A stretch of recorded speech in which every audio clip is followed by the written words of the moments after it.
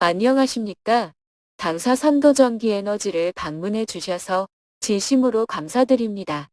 당사는 약 20년간 태양광 ESS를 연구하면서 많은 실패를 거듭하였지만 그동안의 실패를 거울 삼아 연구 개발한 끝에 일일 10.8시간에서 최대 20시간까지 발전하는 스마트 발전기를 개발하였으며 현재 10여 개국에 수출하고 있습니다.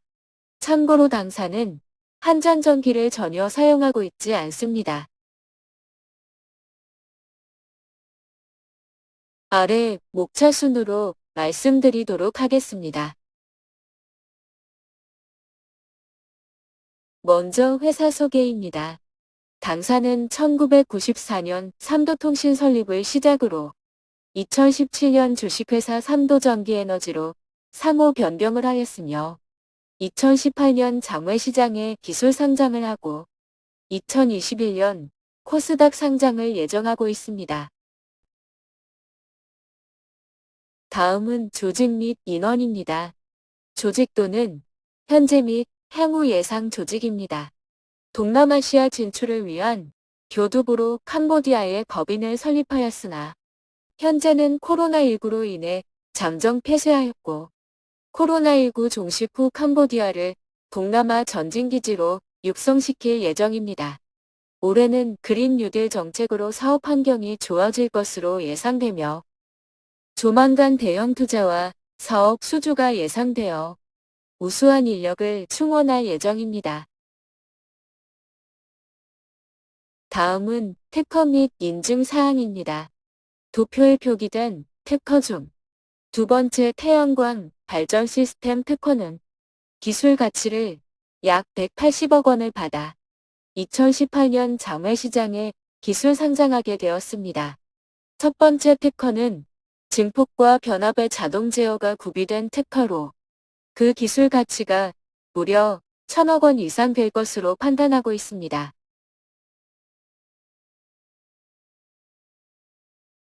특허청 홈페이지에서 세부 사항을 확인할 수 있습니다. ISO 품질 인증과 녹색 인증을 받았습니다. 다음은 시험 성적서입니다. 2016년 납 배터리를 이용하여 외부 기관에 인버터 효율을 의뢰하였던 바 4kW 인버터의 효율이 90% 수준이었습니다. 국내 인증기관이 인증할 DC 관련 측정 장비가 없어 당사에 와서 당사 장비로 2일 동안 부하 테스트를 한 결과입니다. 효율 90%는 24시간 중 90%까지 사용할 수 있다는 의미로 1일 21.6시간 발전 가능하다는 의미입니다. 다음은 고주파 증폭을 이용한 태양광 스마트 발전 ESS 시스템으로 2020년 7월 1일 제35회 신지식인 인증을 받게 되었습니다. 따라서 향후 정부기관 사업 수행 시 3억 원까지 수혜 계약할 수 있게 되었습니다. 지금부터는 제품 소개에 대해 말씀드리겠습니다.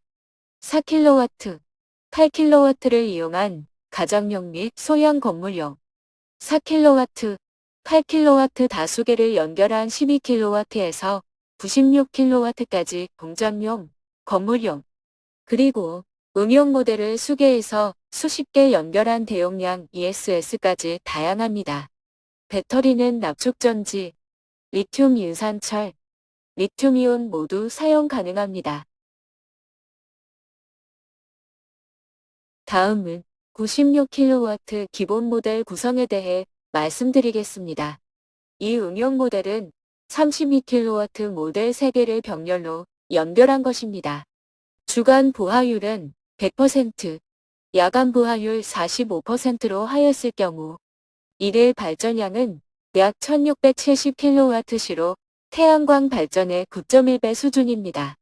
여기서 고주파 충전율은 실제는 250% 이상이며 셀프 충전은 60% 수준인데 인버터 효율을 감안하여 야간 부하율 45%로 설정하였습니다. 주간 최대 출력은 인버터 용량의 150%까지 사용할 수 있습니다. 다음은 96kW 발전기의 발전량을 예측을 한 것입니다.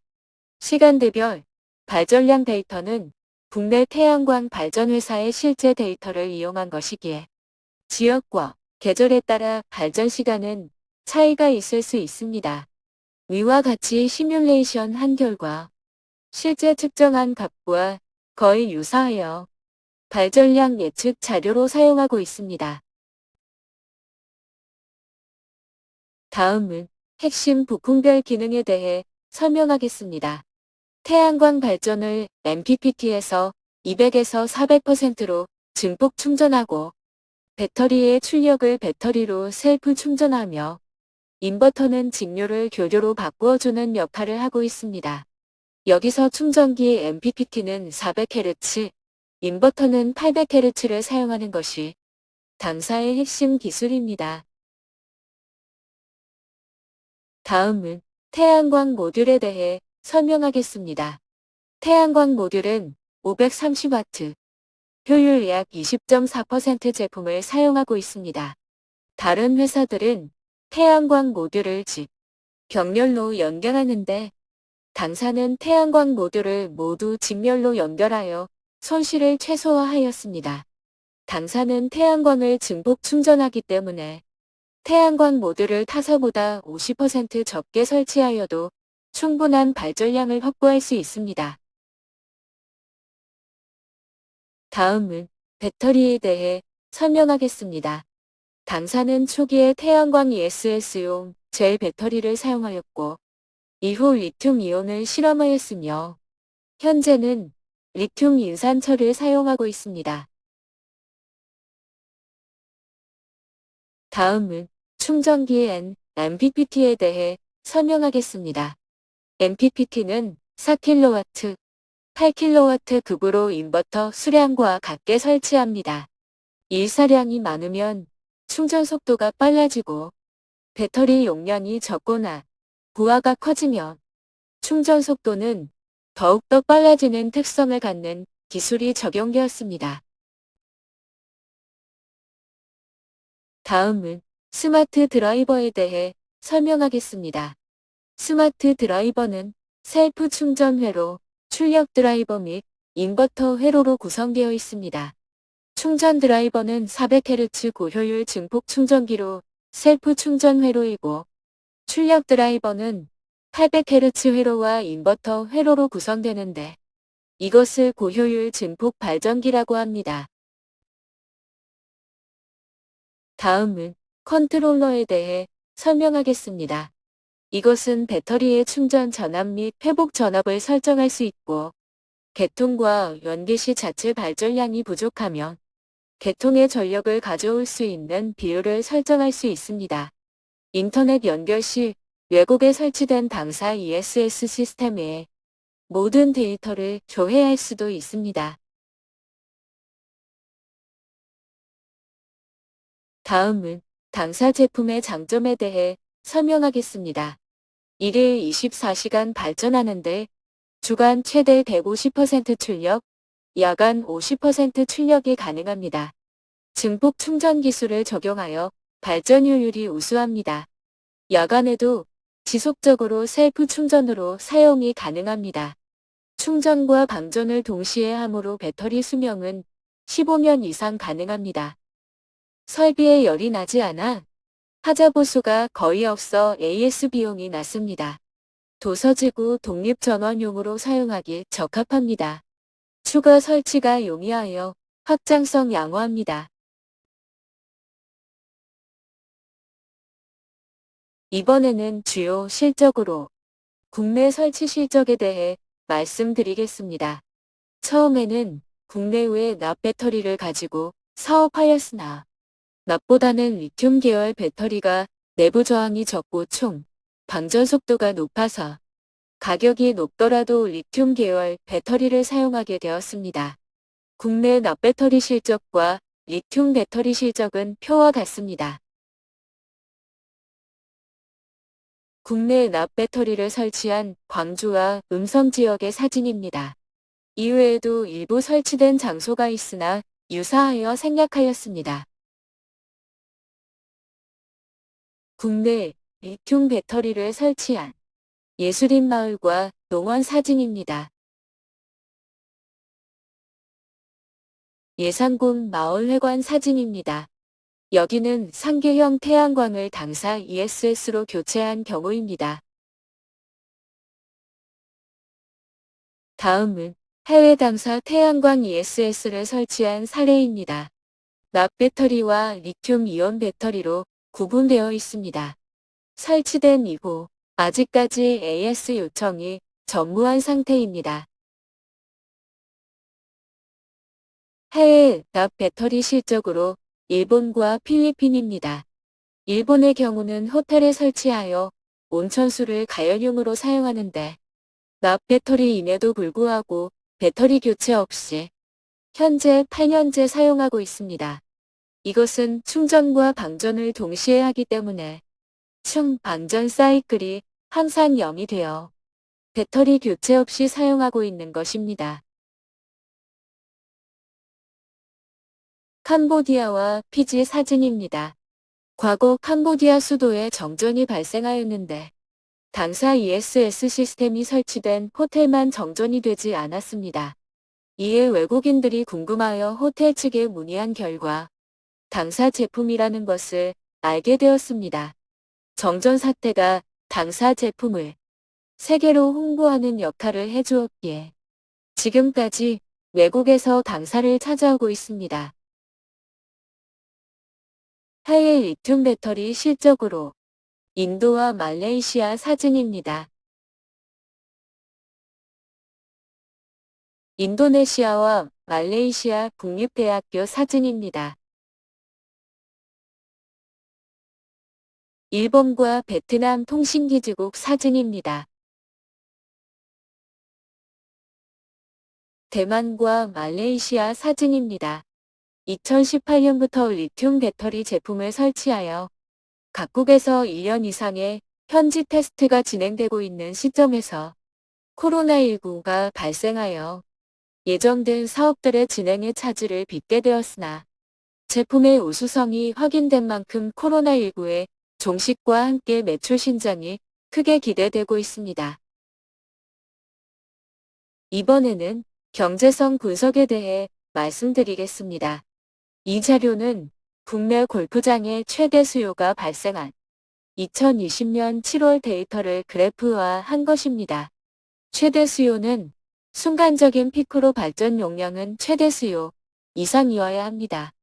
그러나 당사 제품은 인버터 용량의 최대 150%까지 출력이 가능하기 때문에 최대 수요보다 낮은 인버터 용량으로도 사용이 가능합니다.